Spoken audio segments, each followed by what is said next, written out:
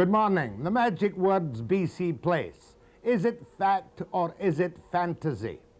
One thing we know for sure, it's not going to be Falls Creek South replayed on the North Shore. And the one thing that's obvious and real and going ahead like gangbusters is, of course, the stadium. In the past, BC Place has been going for about a couple of years now from its inception. And the stadium is going up just absolutely magnificently. And as I said before, and I'll say again, it doesn't matter if there are any roads into the stadium when it's open for the fall of 1983, because sports fans will crawl on their hands and knees to get there and bless Harry Rankin Cope and that wonderful civic enthusiast, Mayor Mike Harcourt. Now, I was at the press conference last week when they told us about this BC Place. And here to explain in detail this morning and separate the fact from the fantasy is Alvin Narod, the chairman, God help him, of BC Place. $2 billion in value over the next 20 years. We'll see what he has to say. But to raise our eyes above the Rocky Mountains and south of the 49th parallel, just for a change, I have an expert on troubled Central America. Her name is Margaret Randall. And she's going to tell us about the places we know nothing about: El Salvador, Nicaragua, Honduras, and Guatemala. And that's Margaret Randall. And as I get the picture just now, Reagan is hell-bent for trouble, the CIA is hell-bent for trouble, and the other people are hell-bent for trouble as well. But first this morning off the top, it's going to be the man from BC Place, Narod himself, after the break.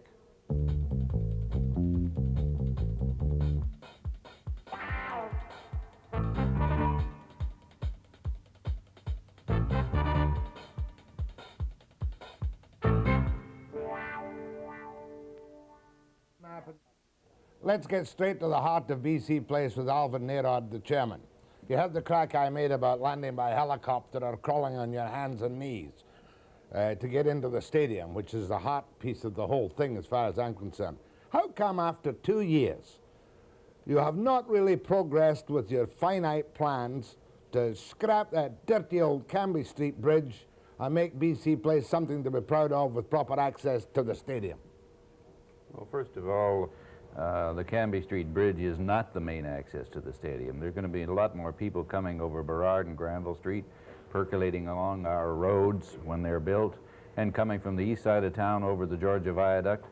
There's a very small percentage of the people that go to downtown Vancouver come across Cambie Bridge. Yeah, I know, but look at all that fuss there's been about approaches to Cambie Street Bridge. Do you mean to say after 2 years you have not been cooperative enough with the city to get a firm plan for all your accesses and bridges?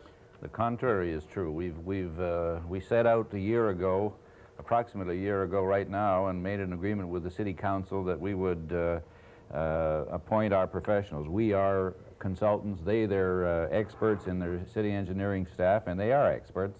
And together with a committee that included the director of planning, the director of social planning, and the city manager's office, we would jointly at the professional level come up with the best road system, the one that suited the city best and the one that suited us best. And the result was a compromise. The compromise was presented to the, was prepared, put on paper, and we arranged to present this to the city council on one Thursday afternoon to the, I think, the committee of planning committee headed by Marguerite Ford. The day before we were to present it, Mike Harcourt started the confrontation by, before he got the facts from us and from his own staff, he went public and demanded delegations, et cetera, and said our thing was a freeway without even having seen it. He cut your throat without knowing the facts? Without knowing the facts whatsoever. We then spent 7 months going through, listening to delegations, going through meetings after meetings after meetings, came up with exactly the same answer with a few very minor variations. We simply had to do the proving to the city council that all the other possibilities had been thought of and considered and rejected. And the final analysis was almost exactly the same as we'd started with 6 months previously. So 7 months was wasted? Totally. And in the final analysis, Harcourt still voted against the plan? Exactly. The morning of the vote, he told us it was a good plan, but he still voted against us. Well, I can't ask you why he did that, but is the attitude of Harcourt going to be the hardest burden you have to carry in fighting ahead with BC Place? Well, I wouldn't say it's just just the attitude of the mayor, but some of his left-wing cohorts are equally to blame, in my view. Far be it from me to name Rankin or Cope or any of these people. But then we come to the next point. Harcourt the other day, and I raised this at the press conference myself, said that your overall plan for BC Place would create an executive ghetto. And your boy Hartman made an indirect reference to rhetoric and ignorance at the City Hall, right? Right. What did you say when I asked you how difficult cooperation would be with Mayor Harcourt and the council in months ahead? Well, I expect it'll be just more of the same. The mayor seems to want to get in front to ride two horses at the same time going in opposite directions. He likes to say he's in favor of the stadium, but he also likes to vote against everything we do in connection with it. He likes to say he's in favor of housing, but he tries to balk everything we want to do about it. All right, now let's get it clear. Your overall master plan at the moment calls for how many thousand people living, is it living and working or just living, on BC Place? Living, mainly. Some of them will work on BC Place, but in the main, we expect that most of the people that live there will be people who are working in the downtown. Numbers? The numbers, those are conjectural. The number of units that we hope to build are between 10 and 12,000. We don't know in advance how many people are going to, in 20 years, how many people are going to live in a unit, but averages today indicate about 19,000. Well, it is going to be an executive ghetto because you've got to make this thing pay, haven't you? That's right. 50-story buildings. No, not at all. Fancy penthouses. Well, every building will have a penthouse, but it'll have every apartment building that's built, if it has 100 units, it has one penthouse, and it has a couple of expensive suites at the top of it. But the rest of the building are built to accommodate the vast bulk of the market, and that's the middle-income people. That's the same as the people. You can't say that the West End is an executive ghetto. It's not. It's mainly comprised of older people without children, younger people with no children, mainly working people that work in the downtown area. We expect that the demographics of our area will be very similar. I sure hope it's not going to be like the West End of Vancouver. Well, it'll be designed comprehensively at the same time, at one time. It won't be allowed to grow like Topsy, and so it'll be a planned environment, not too dissimilar from the West End, but better. Mm. Now, we'll look at the plan in a minute or two, but another point that strikes me is that it ain't going to be like Falls Creek South, you know, the Phillips residential area, with also so-called low-cost housing. Is it? Is it going to be like Falls Creek South? Not at all. Not at all. All right, I'll put on my Rankin Cope Erickson hat. How dare you talk about 19,000 people living there when you have made no provision to any extent for low-cost housing? That's not true at all. In our brochure that was revealed last Thursday... Revealed by your friendly opposition, yes. That's right. We're trying to make a political issue out of something that's really apolitical. We're not trying to make it an executive city, and we stated right in the plan that we will have between 15 and 25% of the units directed at social housing. But remember this. I mean subsidized housing. That's what the name for social housing, subsidized to one degree or another. Now remember this. We are doing the plan that we showed and that we're planning right now and for the next year or so is a framework under which we can build housing. Now a house is a house is a house. And it really doesn't matter whether it's for rich people or for middle income or for poor. We can accommodate everything. If in the future there are enough programs from people, from all governments, including the city one, that want to do subsidized housing projects, we'll be delighted to accommodate them. We don't think it should be a ghetto for anybody, and that's why we picked a number. There won't be, I'm sure, there won't be any more than 10% of what you would call rich people, and we've indicated between 15 and 25 for low income. Mm-hmm. Now, but that's dependent upon programs becoming available, because we're not there to give away the property that belongs to everybody in British Columbia, not just Vancouver. Vancouver comprises about 17% of our shareholders. The rest are in New Westminster and Burnaby, Prince George, and all the rest of the province. All right, we'll talk about your authoritarian powers which you haven't yet used, and the cost and the money and what you've really done up to now And perhaps you can explain this executive ghetto or non-executive ghetto after the break.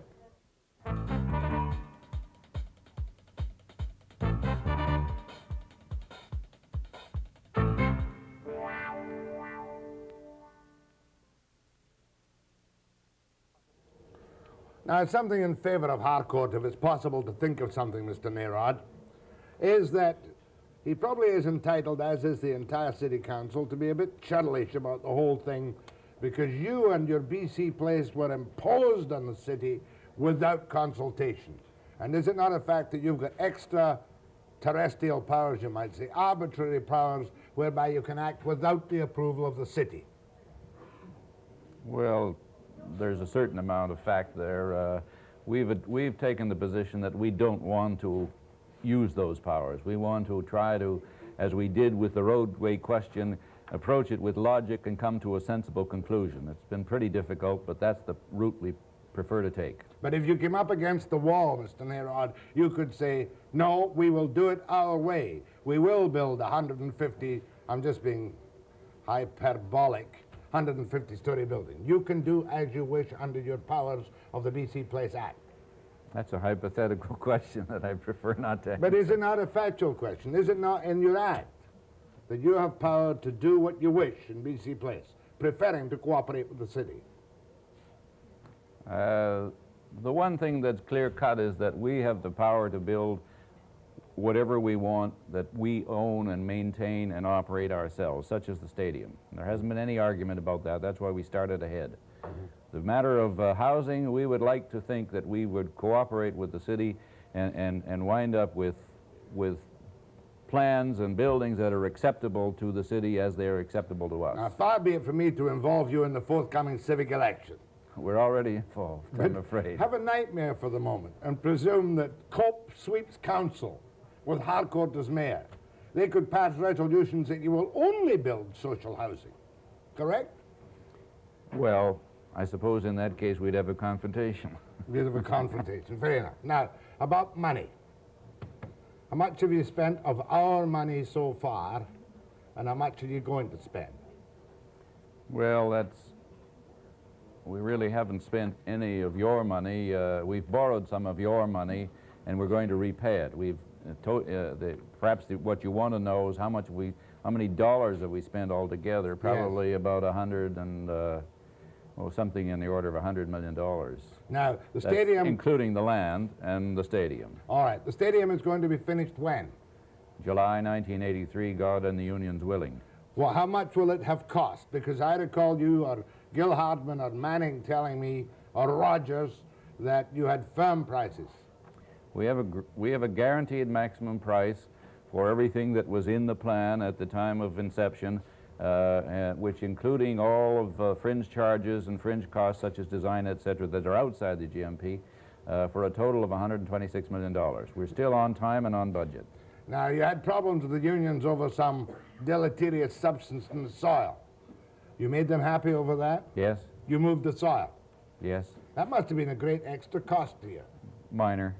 Well, a couple of $100,000 maybe. No, nothing like that. Nothing like that. Now, okay, the cost, the money. What was the other point I was going to make? Oh, yes. CLRA, Construction Labor Relations Association, have released their demands for a modest, I think it's about $7 an hour overall. $7.50. $7.50. You were in the construction business. Yes. Are you subject to strikes this summer? Yes. And subject to paying the increases that are negotiated? No. What do you mean? We have a guaranteed maximum price. Well, suppose we will pay the increased cost up to the guaranteed maximum price.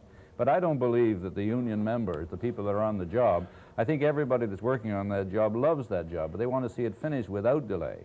And I'm hoping the rest of the union will consider that in their deliberations. You're suggesting that they'll be modest in their demands and negotiations this year because of sheer unadulterated pride in BC Place? Well, I think so. I think there's a little there. I think that anybody, it's just the union leaders that are making such unreasonable demands, and I don't think they expect to be carried out in this time of depression. Oh, obviously, therefore, you're a supporter of social credit and Bennett's wage restraint policy. That's two questions. The second one, I'm saying yes. The first one, I decline to answer. On the grounds that I'm apolitical. Apolitical? That's right. You're certainly not an NDPer, let's put it that way. Well, that's certainly true. So you're an apolitical fellow on the right of the spectrum. I suppose some people have said I was a little right of Genghis Khan. Well, you said it, not me. Now, okay, the stadium's the only thing I really know about. Okay. Explain to me what you will have done within the foreseeable future. Well, we're in the process of final design of the roads and sewer services that connect these roads right through here, the primary roads. The stadium will be complete in a year and a half. By 1983, we hope to have started on an office building in this general area. And I should tell you here that, you know, we've designed this project to accommodate mainly housing. But around the stadium, we have an area right here, which is between the viaducts, the North and the Dunsmuir Viaduct and the Georgia Viaduct. And over here, we have accommodated the city's desire to connect the Canby Street Bridge to Smythe Street and Nelson. So we get these parcels around the stadium, and there we think there should be office buildings. It's not an appropriate place for housing. We wanted that as a buffer to the housing which is going to occupy most of this area and most of this area. So we are, in effect, putting in as much office buildings in these areas as we can, as the ground will support attractively, and the same thing with the housing over here. We think it's better to put more rather than less because there's no reason to waste the land that belongs to all the people of the province. It was a bit of a slum before, wasn't it? Well, it was an industrial slum, yes. No doubt about it. Now, here's the stadium and here is the parking. You're not really going to put in much in the way of parking beside the stadium for the opening in '83, are you? Well, for the opening in '83, all this area up here will be available for parking. We can't build everywhere at the same time. The general plan is that we start at the west end with housing, we build this way, we pick a few sites. But there'll be, for the next 4 or 5 years, there'll be lots of site area where we can park 4,000 or 5,000 cars temporarily. Now, as we build these office buildings, we will be creating parking underneath them. To fill up this Apex site, for instance, right up to the level of the viaduct themselves, there's room for 3 or 4 levels of parking, and we can accommodate 3,000 cars under there. In this area, as we build these buildings, we can accommodate another 3,000 cars. Those car spaces will be available at nights and weekends, which is the main requirement for Then you've got uptown parking as well, of course. Oh, there's 20,000 unused parking spots in this area. Now, you were in the construction business in the good days, before the bad days. And the bad days. Yeah, but recently, before you retired, how old are you, by the way? 60. 60? Yes. Is that all you are? I just look older. Now, I'm told that there's 200 million feet of some incredible amount of office space being built uptown, and that when you build your office space in there, there'll be a vast surplus. Not a good economic... Nobody will start any office buildings if there is a vast surplus. The market will declare. We aren't going to build these buildings with taxpayers' money. We're going to service lots and provide those lots to the free enterprise development industry who will do them if there's a market for them. And you'll take your bite from it. And we'll take the bite, and that profit will go to all the taxpayers of British Columbia. So right at the moment, therefore, the only thing on the cards, despite your concept, is the stadium, the office buildings, and potential parking right now. Oh, at the same time, we're already talking to people in this area over here of senior citizens' homes. That's for Harry's benefit. Not for Harry's benefit, for all our benefit. I'll tell you something. We do have a social conscience at BC You saw Harry over the regardless of what he says. Yeah, you're not supposed to have. You're right of Genghis Khan. You're not allowed to have a social conscience. You're supposed to be a capitalist pig. Now, next point. One thing that must stick in Harry's craw is the fact that you're going to put in fancy water marinas down here. This is going to be a lovely place. And Harry doesn't think you should build Vancouver as a tourist town. Is this for tourists? No, this is for British Columbians. This is for some place, if somebody comes to the city from Prince George or from Prince Rupert for a weekend, he wants to see a game on a Saturday night, he can see it. And Sunday he can take the kids to this beautiful water playground we hope to have there. How many parks have you got in there?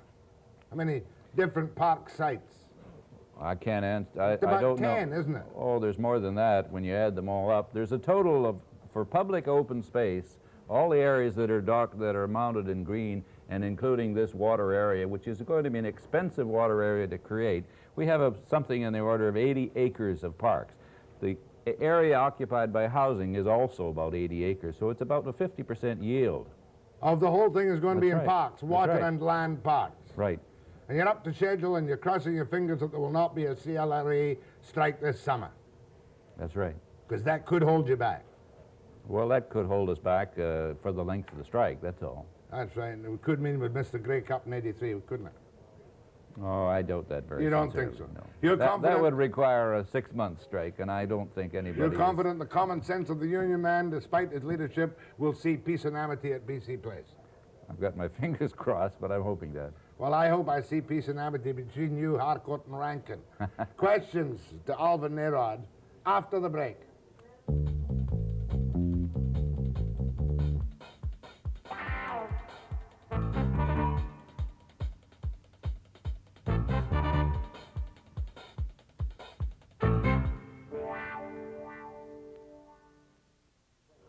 Alvin Narod is chairman of BC Place. Let me get your financial base dead right. You got a chunk of money to start with from the government. How much was that? $50 million in the stadium fund and $15 million in the BC Place fund. And the rest of the money you get on your borrowing powers based on the assets of BC Place. Is that correct? Correct. So you're not into the taxpayers' pockets for any more money from here on? That's correct. Just $65 million to start with? That's right. That's your basic subsidy? That's right. Let's see. It's not subsidy. It's an equity position, buying the stock of a company, and that stock will obtain that value and will be repaid at the end of the job. Mm. You've got no outstanding landholders down there that you still have to buy out? Oh, a couple on the fringes. The lumber company? No, the lumber company, we own that property. We just have to wait till their lease runs out. And then, of course, you had the gall to destroy that wonderful antique of Sweeney's cooperage. He walked away laughing all over the place. How much did you give my old golfing buddy, Mr. Sweeney? $350,000. $350,000? Well, yeah, he started demanding $2 million. But he still got a good deal of that, didn't he? I think so. Go ahead, please. Yes, Mr. Narod. Yeah. Could you tell me, a man of your integrity and everything else, that would start a complex such as BC Place by starting the stadium first without even looking at access? You got 60,000 people coming down there to watch a sport or something, and you have got no access or no parking to get into the place. Okay, we've got the question. Well, we have 200 acres on that site, approximately. The site is big enough to hold several stadiums. The trend across North America is that large stadia are being built in downtown locations where they can take advantage of all of the parking and the infrastructure, such as the railroad that's going to come in and all the bus lines that come into Vancouver. Now, we never said that we weren't going to have a traffic problem. We just said at the outset that there'd be less traffic problem here than anywhere else the stadium could have been placed. Why did you start to dig your first hole without even having the traffic problem solved? Well, we've had consultants. We had before the project was started. There was a study done by Paul Manning and Larry Bell that indicated that it should be somewhere on the False Creek North side, and that there was sufficient parking available in the downtown area. Now, we're fast-tracking. Mr. Narod, the answer is quite simple. If you waited for agreement, the stadium would never have been built. Well, that's true. That's true. Go ahead, please. Good morning, Mr. Webster. Yeah. And Mr. Narod. I've got one question that's kind of in my mind. The question is this. When BC Place is completed, if it's completed, okay, will there be jobs for the average people in the Vancouver area? And one other little question. Do you think Mr. Harcourt's going to okay the BC Place? Okay. Jobs, and will Harcourt give it his official civic blessing? Not unless he can vote for and against it at the same time. But jobs, that's a kind of simple question. Jobs, sure, there will be several hundreds of jobs in operating the stadium itself. In the construction of the rest of BC Place, there will be 2,000 jobs per year for about 20 years in the building alone. And when the office buildings are have been created, if they are finally created, there will be jobs for 10,000 people in those buildings. But those jobs will be for people who work in downtown office buildings. They won't be in addition to something that will go in the central core as it exists today. There'll be jobs that are moved just a little bit from the downtown core to the first rapid transit node that'll be created on our site. And the last part of the question is, will Mr. Harcourt give us his blessing? I don't really expect it ever to come, although he will claim he's been for us all along. Go ahead, please. Good morning, gentlemen. Yes. Mr. Narod, would you elaborate for me a little bit on a matter of revenue in this respect? You indicated that you expected that BC Place would be in the black by 1987. That's correct. Now, by 1987, you will have built, by your brochure, up to possibly 3 million square feet of commercial space. What I'm wondering is, how can the money, which as I understand it comes from lease, how can it have built up that fast that you would be in the black by 1987? We hope to sell prepaid leases. Leases prepaid for 60 years. That'll be a capital How long, sum. I'm sorry? For 60 years. 60 years. Prepaid. I see. Mostly prepaid. We're working on a program to develop, to assist affordable housing, and in the housing portion we hope to be able to offer as well some yearly paid leases, but in the main we hope to have the prepaid leases that will return our capital. Right. Go ahead from Vernon, BC. Yes, Mr. Narod, you mentioned about people coming down from Prince George or from the interior that we're all shareholders in this, that it's for all BC people. Are you preparing a place for those of us who have campers and cannot look forward to having to pay $100 a night to stay down there with our children and make use of BC Place the next day? No, it's a good suggestion. We hadn't thought about, but I can hardly really believe that we would be allotting places for campers in the middle of an urban area. This is downtown Vancouver. Campers, I guess, are going to have to be in the suburban locations where they're more normally expected to be. Well, then really we don't have any say in this great enterprise. And we will... Very much. Ah, you didn't get her on your side.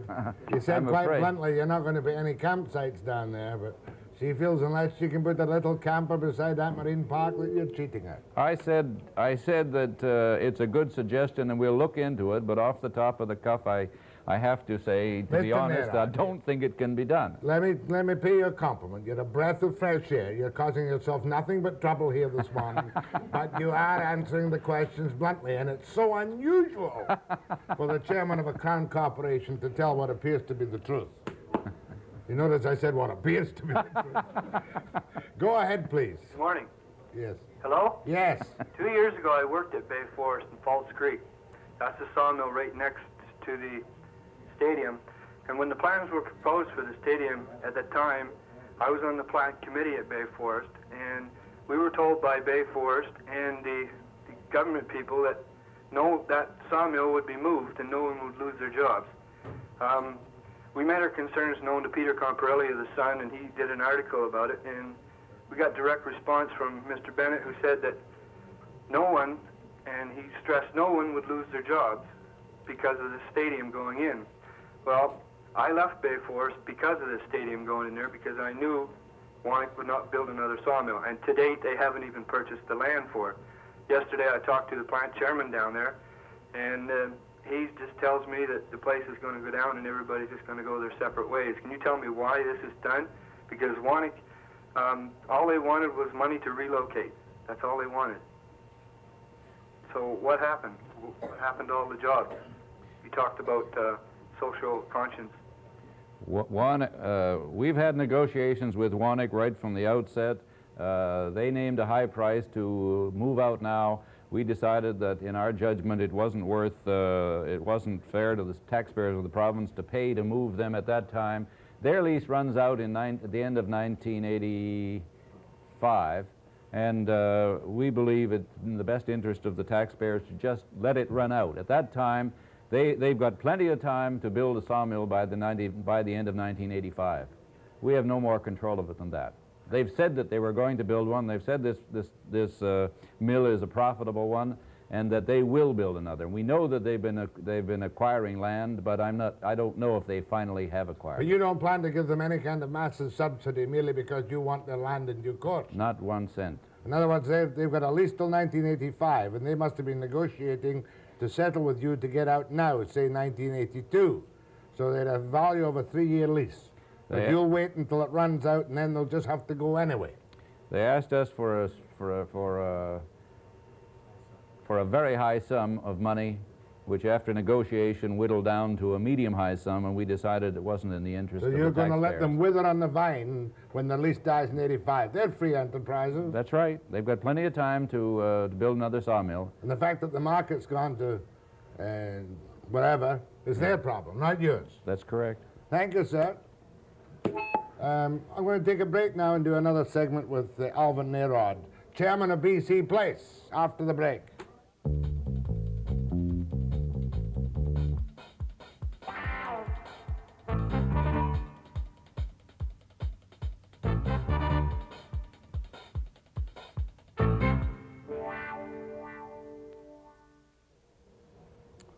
Just to get the schedule clear with Alvin Narod at BC Place. Stadium all being well in 83.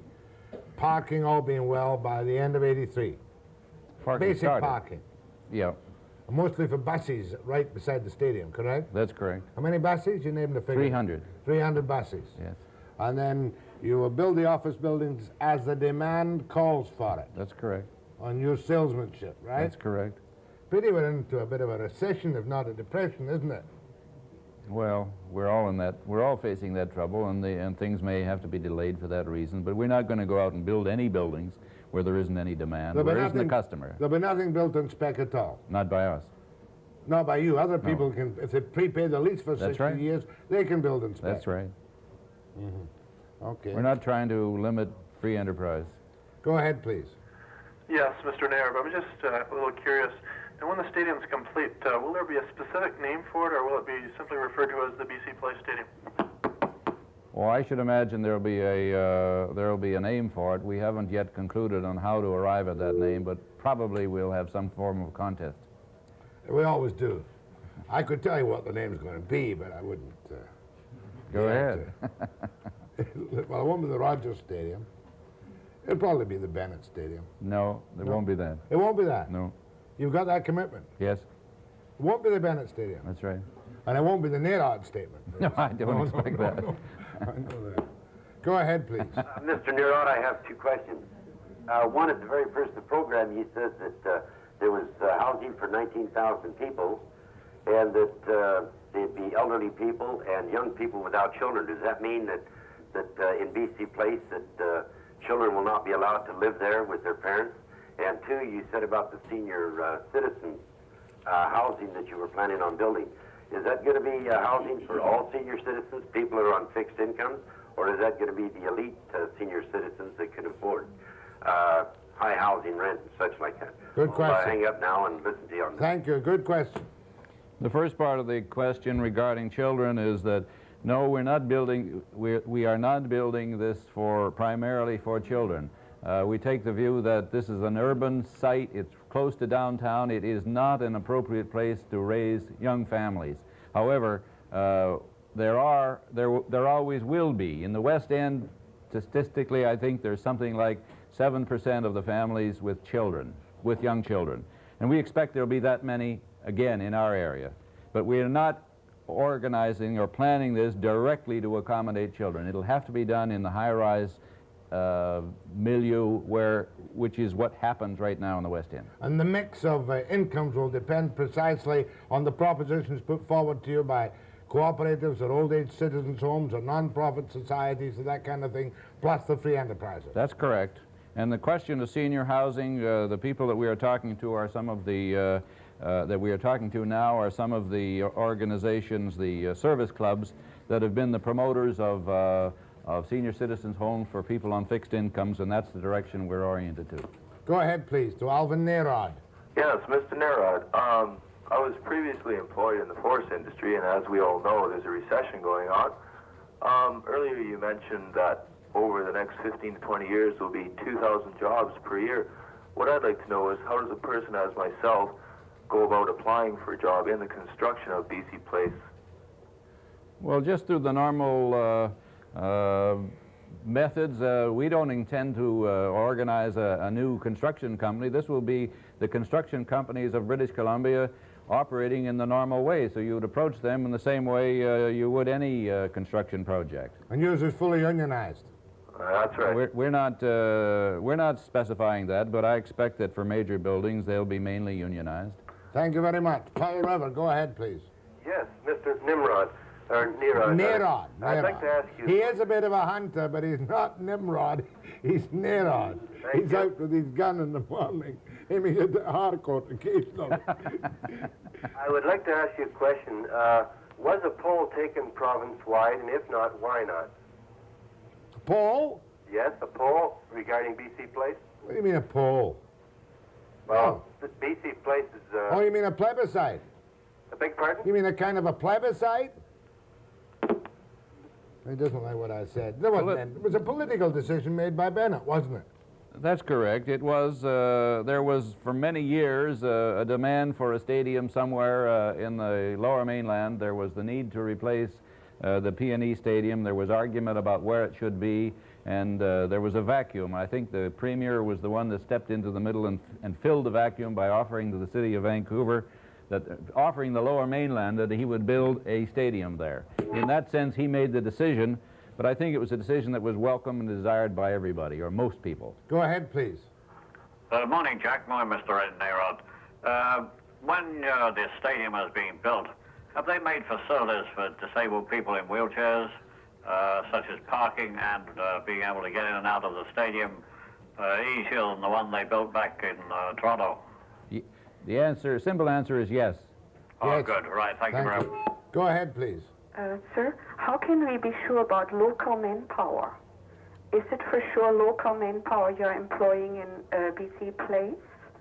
Since that Watson garden, that Chinese garden, is getting special gardeners in from Peking to do some artistic work. Do you have a Chinese garden in BC Place? No. Well, yes. You know that Chinese Cultural Center is going to be developed. They hire, I don't know, 3 or 6 gardeners from Peking. Well, that's fair enough. That's nothing to do with British Columbia Place. It just... How many outside workers do you hire for your artistic achievements? We haven't hired any, and I don't see any reason why we would be looking for any. You'll be using the normal labor force available from contractors in British Columbia. That's right. Go ahead, please. Hello, Jack. The Bennett Stadium, or I'd rather call it the Coliseum, is an example of plutocracy in action in BC. Decisions made not by the people of BC, but the rich government and the people and the corporations deciding what they're going to use our money to do, and we've been dumb enough in the past to let them get away with it. It still looks like we're dumb enough in the present to do it. I would much rather be seeing the money put into the convention center where we'd have access to space on a more meaningful basis than just for sports.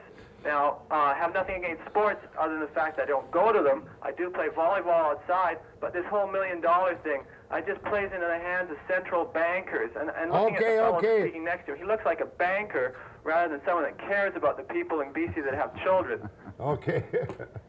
Are you a plutocrat? You don't have to answer that question. I'm sorry, I can't answer it. Perhaps you don't even, like me, know what a plutocrat really is. That's right. I didn't want to admit that. You do look like a banker. It's the bow tie. It's my... bow tie and the blue suit. Go ahead, please. We're not supposed to laugh on these programs. Go ahead, please. Nobody there. Go ahead, please. Hello? That's you. That's me? Yep. This is Mr. Narod of Narod Construction. It used to be. It is not any longer. I retired in 1978 and sold the business. Considering that appliances and items are bid on contract basis, do you intend on having anything delivered to your premises as you did Oh, come on, from what's the, this? Somebody's about to make some kind of obnoxious remark of which I know nothing, so I've just killed it. My lips are now flapping on the thing. That's a hazard of open line broadcasting, for which I suffer eternally. After the break, short segment.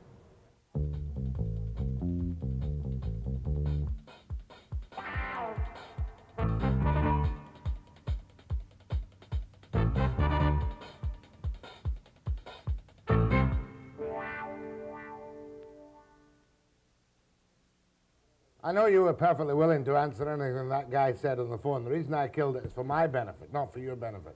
Because I get that kind of opening, I become instantly suspicious. And nor do I intend ever in the smallest way to do a CBC. Not a bad crack.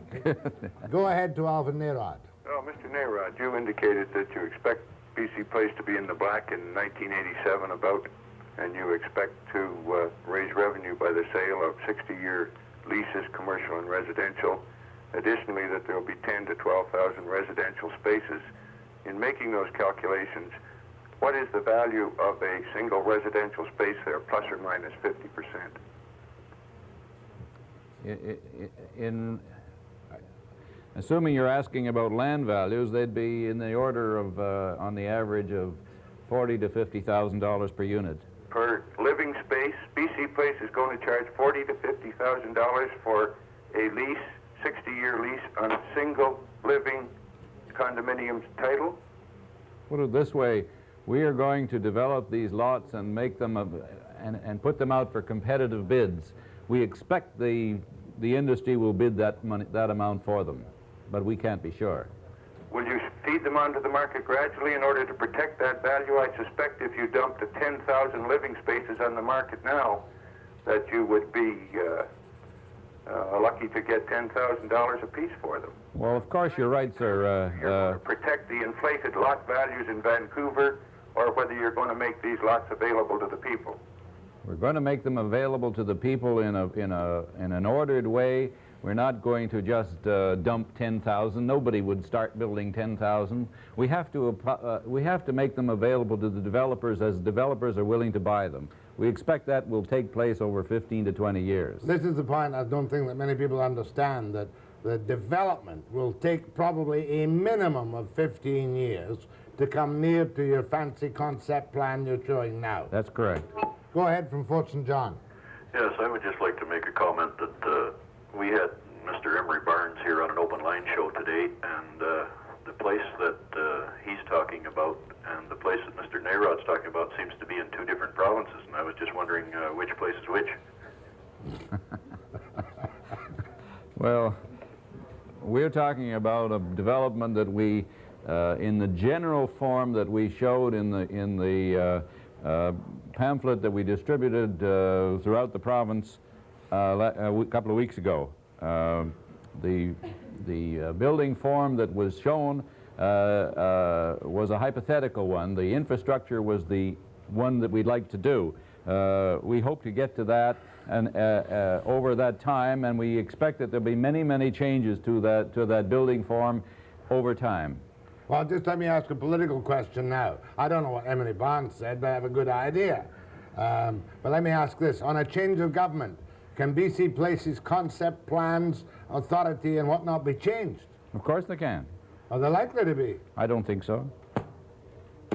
Go ahead, please.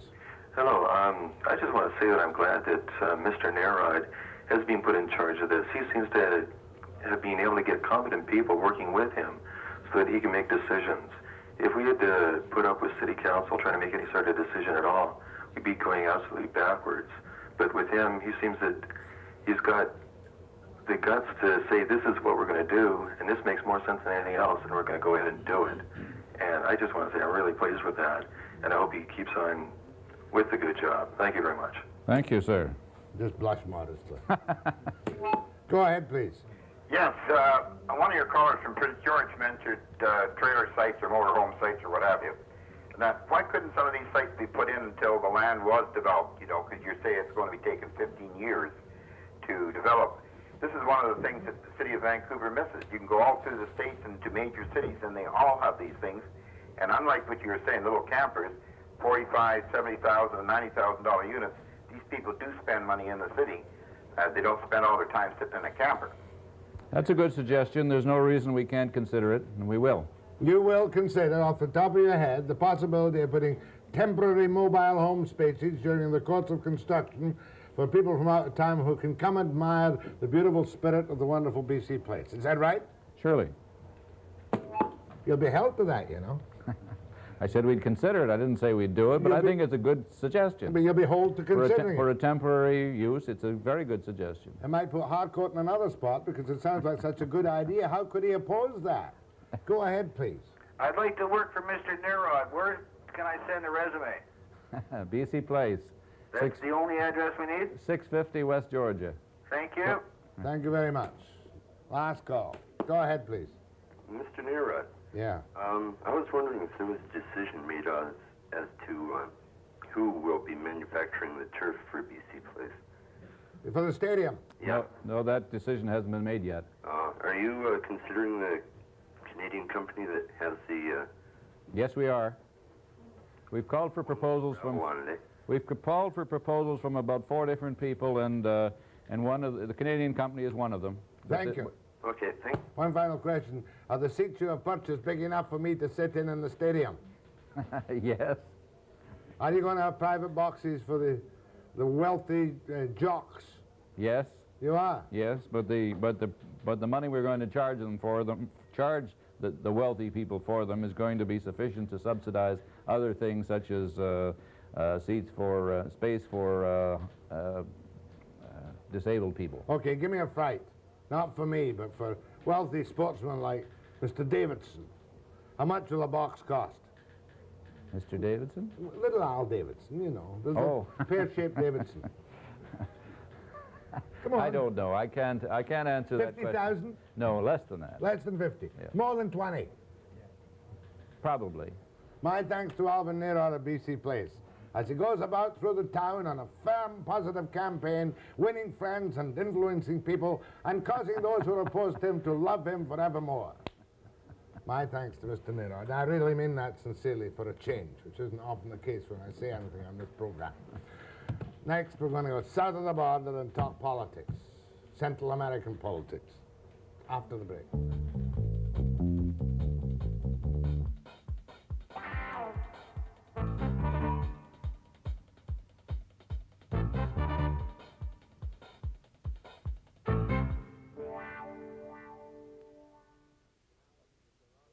Hammered in Toronto and Spadina, where the people showed their ultimate common sense and said, no.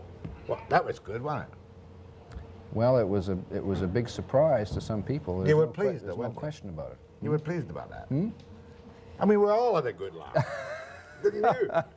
The chubby-cheeked, fair-haired boy of Trudeau getting thrown out in his ear. Good show. Calls now, please. Get ready for the break.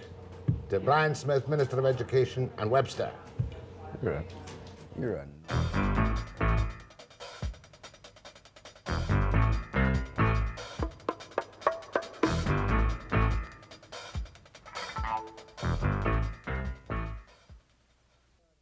Are you still a vice chairman of the Senate Affairs Committee? Voice level, count to 10 or something, please. Just talk in any way, no? Well, 1, 2, 3, 4, 5. Thank you very much. One complaint that can be made against the programming on the Webster show is that very seldom do we look to the trouble spots in the world. This morning with me is a woman called Margaret Randall, who's written a book called, see it? Sandino's Daughters. Now, Margaret Randall is, I think you will not doubt, an expert in Central American affairs. You lived in Cuba how long? 12 years. Where do you live now? In Nicaragua. The capital of Nicaragua? In Managua, yes, right. Managua, Nicaragua. Right. Nicaragua. How would you describe yourself on the basis of political shade? Well, I'm a mother of 4 children, a writer. I'm definitely on the left. I'm for life, and I think that anyone who's for life is... Now, you'll forgive me if I say that what I know about Central America you could put in the back of a pin. But I do know that the Sandinistas won the battle against Somoza in your country of Nicaragua, right? That's correct. What kind of government is there in Nicaragua now? There's a pluralist government. The coalition, the governing coalition, is made up of 3 men representing, one represents the FSLN, one represents the Conservative Party, and then one represents a group called Los 12, the 12, who were basically... Is it a democracy? It is trying to be a people's democracy, yes. What was Somoza? A absolutely totalitarian dictatorship. Just a Nazi or a fascist dictatorship of some kind? One of the worst on the continent, yes. Now, almost I see 50 years. In this morning's Newswire, I see that the CIA allegedly has been given the green light to go ahead with a vast fund and a paramilitary organization to upset this democratic coalition in Nicaragua. Can they do it? Well, that's the 19 million you're referring to. That's what they're talking about. And we have no idea what they're not talking about, which I'm sure is also quite a lot, because the undercover, I think the story you're referring to, as a matter of fact, gives the green light specifically to covert action, which is, of course, what they're not talking about. That's the assassination of leaders. That and everything else, just based on the idea, on the good old Monroe Doctrine, the idea that the United States has the right to decide what the Nicaraguan people want. And, of course, the Nicaraguan people believe that they have the right to decide what they want. Well, the Monroe Doctrine, of course, was almost shattered at the time of the Cuban crisis with the Kennedy and the Bay of Pigs, was it not? Yes, it was. Okay, let's go down the other countries in Central America. El Salvador. El Salvador is in the middle of a very heavy, terrible civil war. And the guerrillas, it would seem, are determined to knock out their dictatorship. They are fighting hard at it, yes. Does this mean a plague on both their houses, that the guerrillas in South America are almost as bad and as vicious as the government troops? I think it's a mistake in the first place to say the guerrillas. I mean, it's the people in Nicaragua. The Archbishop of El Salvador was assassinated doing a mass in the cathedral. I would say that that isn't exactly the guerrillas. I think it's the broad-based people in El Salvador who want to breathe, who want to live, who want an end to the killings, to the assassinations, to the tortures, to the atrocities that we see there every day. We find it hard to credit, of course, don't we? Well, I think that some of us may, but I think that if you have a little information, I think one of the important things that Canada has done is sent a commission from Parliament down there, and I understand that Ken Robinson is going to be with us in a little while, and I think he can talk about that. I think it's important to go and see for yourself, and I think one of the reasons that people here have a hard time dealing with these things is that there is a news blackout, an absolute silence. Well, Reagan was complaining just over the weekend that the media in North America is suffering from the same leftist bias they showed in Vietnam. Well, that's his opinion, of course, but I would say that the media during the Vietnam experience showed what was happening, and I think one of the things that the United States is trying to do, the sectors of the government that are trying to push this violence in Central America, is precisely get the American people to forget about Vietnam and to think that it's going to be another Bay of Pigs over with in 15 minutes. And I think what the American people and people in general are going to have to understand one of these days is that if they don't settle for negotiated peace in Central America, that it's going to be Vietnam. That's what it's going to be all over again. And I think they want us to forget that. And I think that's the job of decent, honest news people, to not let them forget that. Sandino's Daughters, your book is about the Nicaraguan Revolution. It's about women in the Nicaraguan Revolution, all right. Yes. Salvador is the one in the middle of the worst crisis at the moment, right? At the moment, yes. What about Guatemala? And Guatemala also has a war on its hands, people against a dictatorship. And there's a fourth one. Honduras. Is, at the moment, allowing itself, unfortunately, to be used as a sort of spearhead for the worst American policies. That's where the training camps are for the ex-Somoza guards who come across the border in Nicaragua every few days, and since November have killed more than 100 men, women, and children, burned them alive, raped the women. And Honduras has its own problems, of course. It's a Central American country with its own problems, its own economic crisis. Do you think there's a danger of the Americans actually occupying any of these Central American republics in the name of the Monroe Doctrine? Well, I think that danger always exists, but I think that they did it once before in Guatemala, didn't they? And they've done it a number of times, but I think that what they really want to do is use third countries who, because of their difficult economic situations, are willing to, in trade for the crumbs that that sector of the U.S. government is willing to let trickle down to them, they're willing to do the dirty work for them. And in that sense, they're talking about Costa Rica, Honduras, Argentina, Venezuela, Colombia, and we have this famous so-called democratic community of nations, which was just established by the United States in Central America.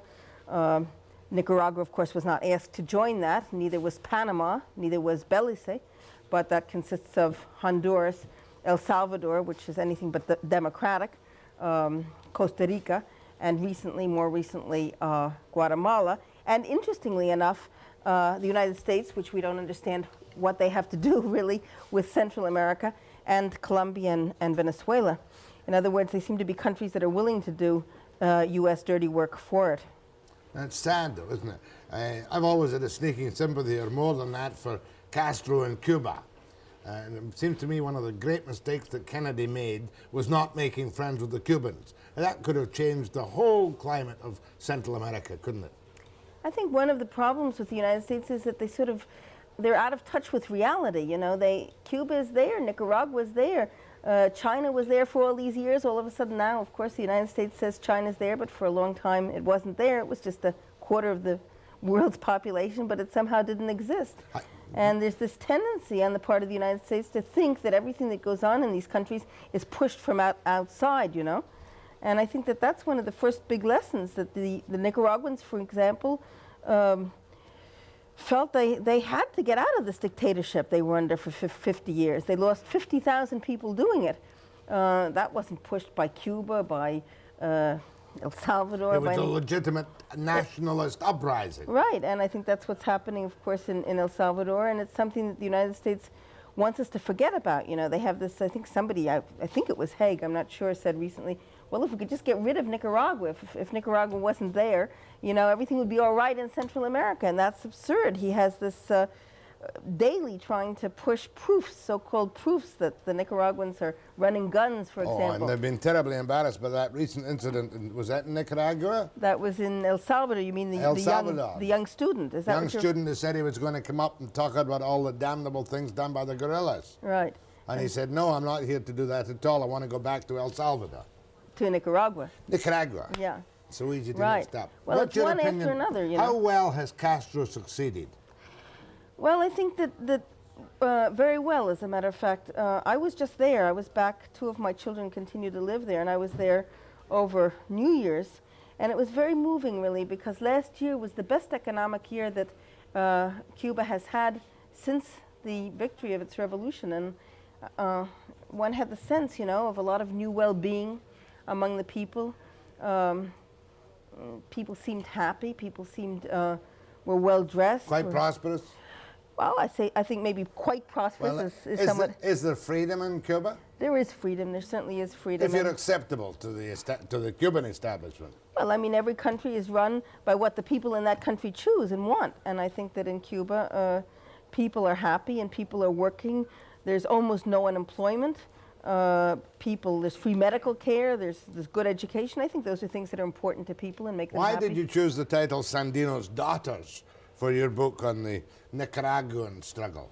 Well, because it's not specifically on the entire struggle, it's on women, and that's why I chose the word daughters. Sandino was a leader of the struggles, the people's struggles in Nicaragua at the beginning of the century, in the 20s into the 30s, and was assassinated by Somoza's father in 1934. And he's a very important figure in the whole idea of Sandinismo, of the Sandinista thought. It's a symbol of people's tradition in Nicaragua, and that's why the title was chosen. Next, going to join us is Ken Robinson, who's Vice Chairman of the Parliamentary Subcommittee on External Affairs with specific reference to Latin America. He's a Liberal MP. After the break.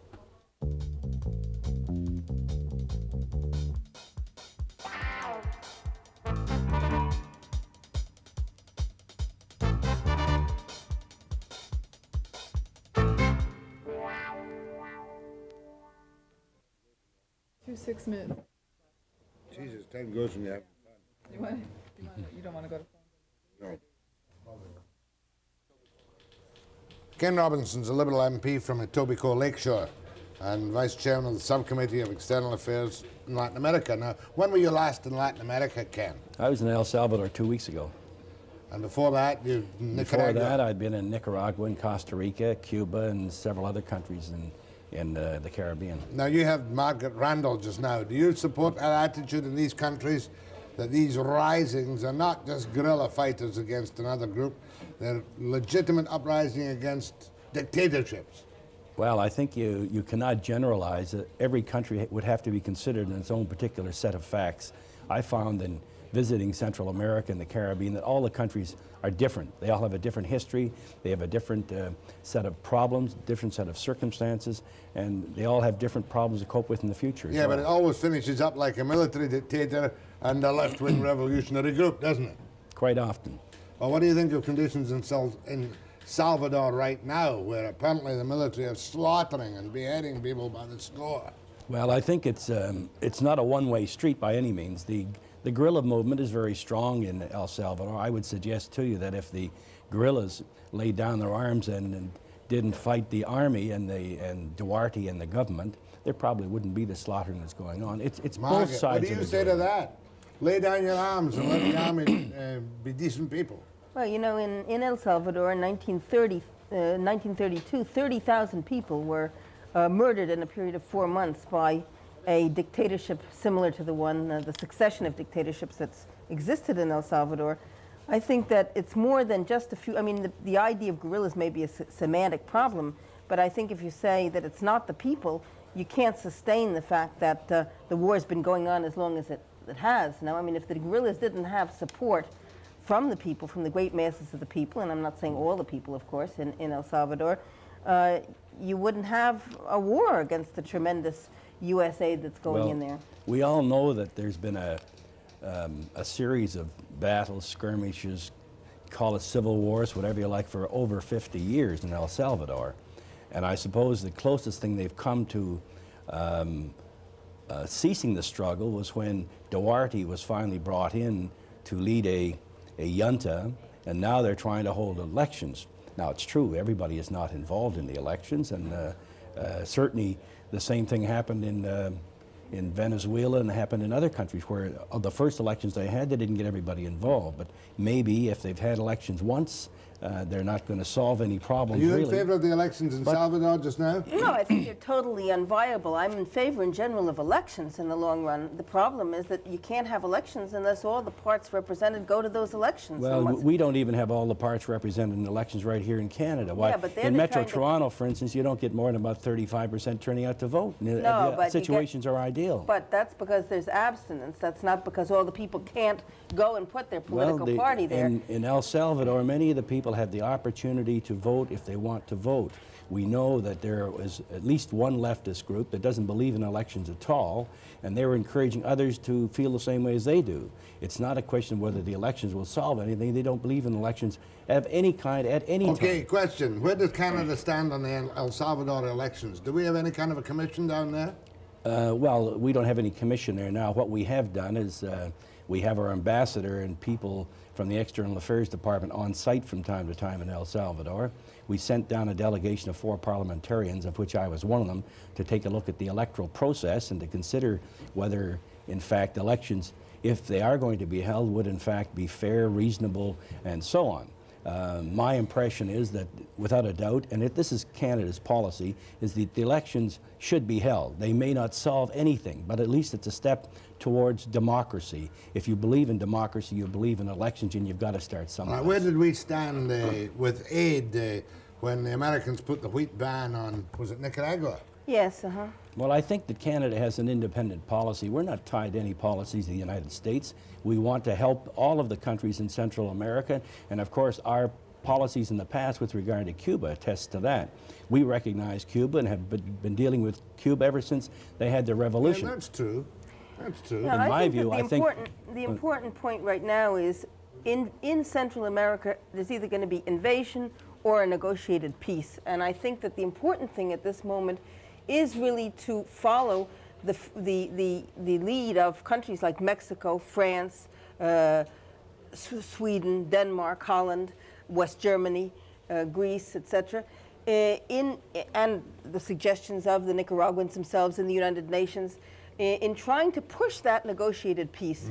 If not, there's going to be an invasion. There's going to be much more bloodshed, much more death. Invasion by whom? By forces backed by this Reagan-Haig wing of the U.S. government. Well, I don't think that negotiations can be forced on anybody. To negotiate something, you have to find that both parties want to negotiate. The impression that I got in being in El Salvador was that Duarte, to some extent, had been trying to negotiate with the leftist forces, and in particular with UNGO, but they could not reach any agreement. There were too many preconditions to negotiations. Okay, let's take a break here, and I've got a couple more questions to ask Margaret Randall.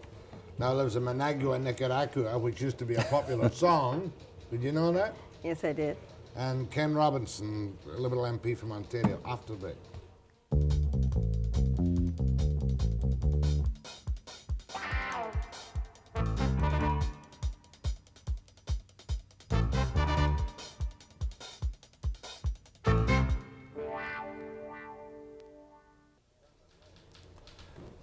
It's a day for us to count our blessings. We're worried about 8% unemployed, or 15% unemployed in Kamloops or Prince George.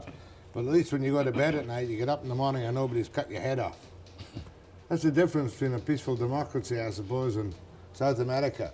Where do the arms come from for the fights and the battles in the South American republics? Now, some people would say that they all come either directly or indirectly from the United States, and that may be so. There's talk of arms coming in from Vietnam through Nicaragua into El Salvador and so on. There's no question of getting the arms from someplace. They will tell you directly that they get most of their arms taking them from the government forces. But it would seem to be that some of the sophisticated arms that they have, even though they do say they make some of their own arms, they certainly don't get them. Cuba is not blamed for the arms. Well, I think there's a certain amount of blame on Cuba for the arms, but if they are providing arms, it's probably indirectly. I can remember being in Cuba and speaking to Castro directly, and I asked him about this, and he hedged and said in effect that, well, we're not providing them now. That's about the closest I could get to a direct answer from him with regard to arms. Is this a dialectic struggle between the extreme left and the fascist right? I think it's a dialectical struggle between the people and the fascist right. And in terms of the arms, they've been trying to prove for months and months and months that arms have been coming from Cuba, from the Soviet Union, from Nicaragua, and they haven't been able to show a single proof of that. They've been asked over and over again. You mentioned the case of the young student the other day blowing up in Haig's face. Well, there was the case also of Haig showing this photograph, supposedly of bodies being burned by the Nicaraguans today, some kind of violation of human rights. And the next day, a Parisian newspaper, which can't exactly be considered a leftist newspaper, the Le Figaro, divulged the fact that that photograph was taken in 1978 in Somoza's time. The proof just simply doesn't appear, and I would say that it's important to remember that in these countries it's the people fighting for what they need, which is simply life and space and the possibility of a better life. I know it's impossible to generalize about the Catholic Church in Central America, but basically speaking, are they with the nationalists or are they against the military junta? I hate the word, but I'll say it. Well, of course, the important thing that's happened in that respect in El Salvador is the murder of the Archbishop of the country, Arnulfo Romero, almost 2 years ago. By government troops?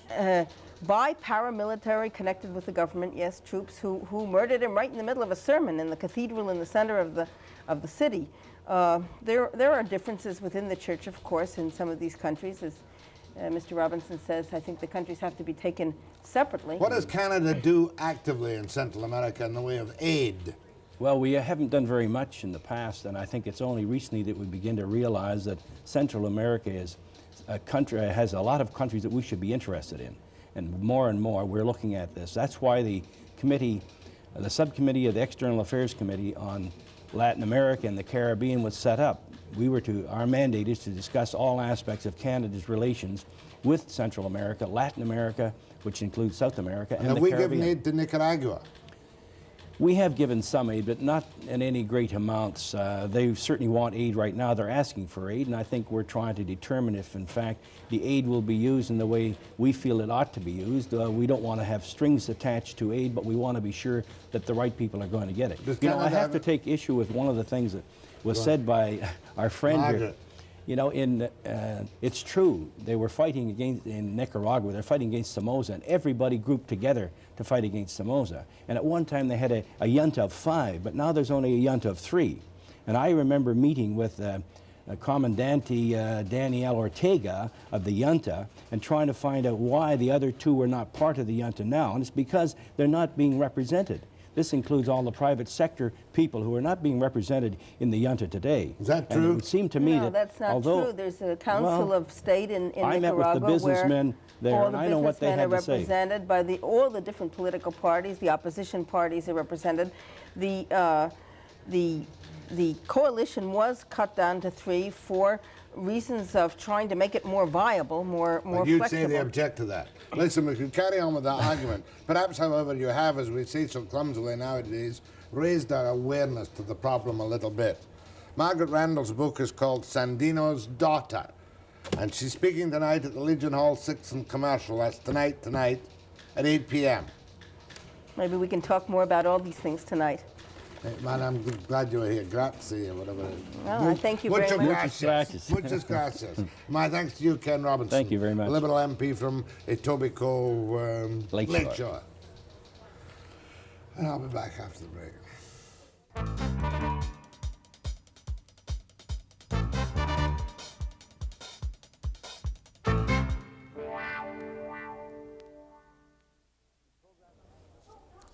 Oh, about the program we had last week on cults. A number of people have asked for addresses. The Calgary Cult Information Centre has the following address. It's a long one. P.O. Box 140, 17th Avenue, Calgary. That was the young guy, Abelsat, that was here. You got that? P.O. Box 140, 17th Avenue, Calgary. And then for the Steffenses organization in Vancouver, Positive Education Against Cults, 1306 Station A, Vancouver, BC. Tomorrow we're going to take a close look at the Trouble and Trail, 9 a.m. precisely.